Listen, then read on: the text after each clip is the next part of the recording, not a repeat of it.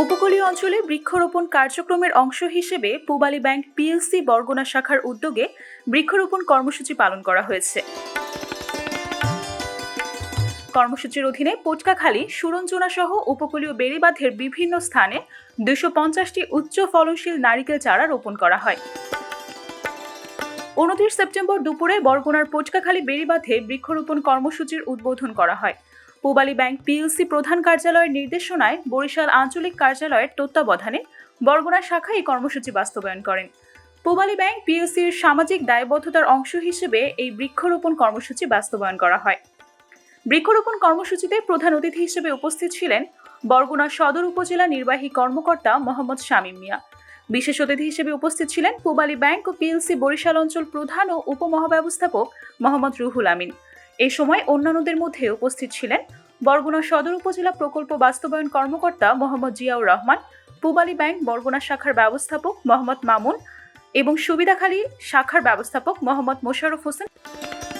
Pubali bank PLC Barishal অঞ্চল প্রধান ও উপমহাব্যবস্থাপক মোহাম্মদ রুহুল আমিন বলেন, পূবালী ব্যাংকের সামাজিক দায়বদ্ধতার অংশ হিসেবে বৃক্ষরোপণ কর্মসূচি গ্রহণ করা হয়েছে। একটি দেশের পরিবেশের ভারসাম্য রক্ষার জন্য 25 ভাগ বনভূমি থাকা দরকার, কিন্তু আমাদের দেশে রয়েছে 15 ভাগেরও কম। এই বৃক্ষরোপণ কর্মসূচির মাধ্যমে উপকূলীয় বেড়িবাঁধ সুরক্ষিত হবে এবং পরিবেশের ভারসাম্য রক্ষা হবে। সামাজিক দায়বদ্ধতার অংশ থেকে সমাজে অনেক ধরনের বিভিন্ন ধরনের কর্মসূচি পালন করে থাকে। তার এই ধারাবাহিকতায় বরগুনা উপজেলা আমরা এই বৃক্ষরোপণ কর্মসূচি আমরা পালন করেছি এবং আজকে তাদের উপস্থিতিতে আমরা বৃক্ষ লাগিয়েছি। এটার উদ্দেশ্য হয়েছে আসলে একটা দেশের পরিবেশের ভারসাম্য রক্ষার জন্য প্রায় 25% বনভূমি থাকা দরকার, সেখানে আমাদের দেশে মনে হয় 15%-এর কম।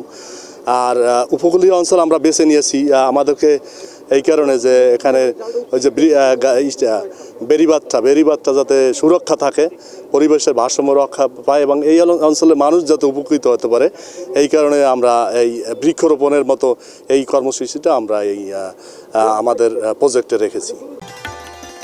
আমাদের যে বেড়িবাঁধগুলো রয়েছে সেগুলোকে সুরক্ষিত করতে বৃক্ষরোপণের কোনো বিকল্প নেই।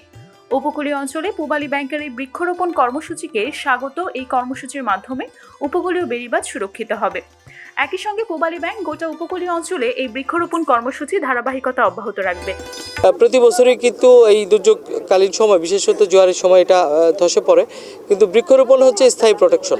সেই প্রোটেকশনের জন্য কিন্তু আমরা বন বিভাগের মাধ্যমে হচ্ছে এক পাশে হচ্ছে প্রোটেকশনের জন্য বৃক্ষরোপণ করিয়েছি এবং পূবালী ব্যাংক কিন্তু আমাদের বেশ কিছু বৃক্ষরোপণে সহযোগিতা করেছেন। আমাদের এখানে পূবালী ব্যাংকের বরিশাল থেকে ডিজিএম মহোদয় এসেছেন, আমাদের স্থানীয় যে পূবালী ব্যাংকের ম্যানেজার মহোদয় আছেন, সবাইকে আমরা ধন্যবাদ জানাই।